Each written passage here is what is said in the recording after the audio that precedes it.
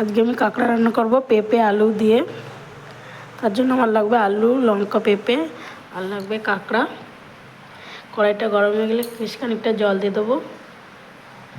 জলটা একটু গরম হয়ে এলে পেঁপেগুলো দিয়ে দেবো।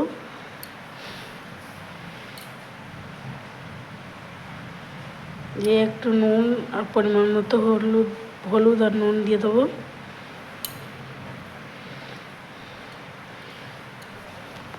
তারপর ভালো করে মিশিয়ে নেব।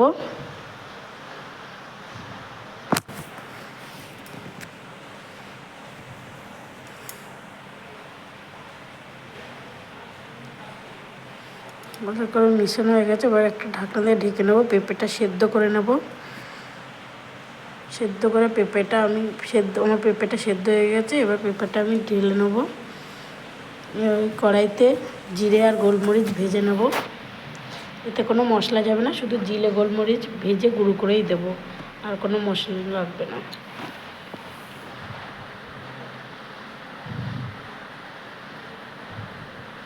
ভাজা হয়ে গেছে আমার, নামিয়ে নেব। ওই কড়াইতে খানিকটা তেল দিয়ে দেবো।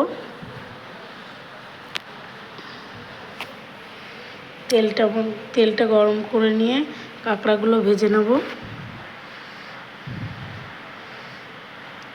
কাঁকড়া একটু নুন আর হলুদ দিয়ে দেবো, দিয়ে ভালো করে ভেজে নেব।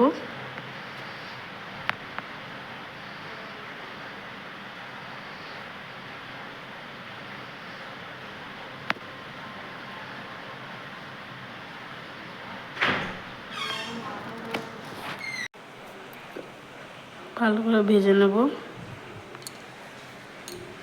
ভাজা আমার হয়ে গেছে, এবার তুলে নেব কাঁকড়াগুলো।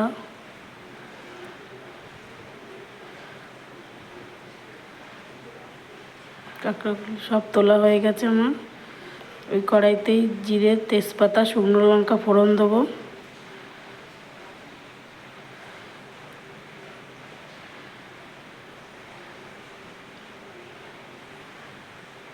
ফোড়নটা একটু ভালো করে ভেজে নেব।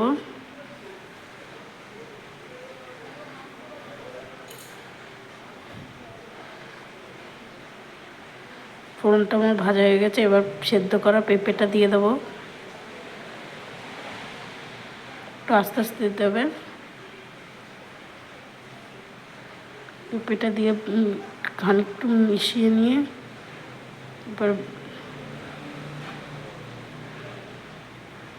এবার ভেজে রাখা কাঁকড়াগুলো দিয়ে দেবো।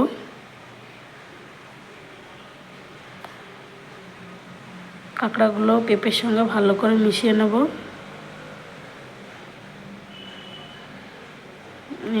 এবার ঢেকে দেবো।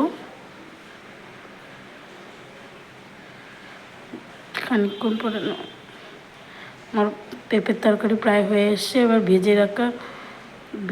ভেজে গুঁড়ো করা জিরে মরিচটা দিয়ে দেবো। দিয়ে ভালো করে মিশিয়ে নেব। প্রায় আমার তরকারি হয়ে গেছে। খুব টেস্টি লাগে, সিম্পল রান্না কিন্তু খুব স্বাদ হয়। পেঁপে দিয়ে কাঁকড়ার মাখা মাখা তরকারি রেডি।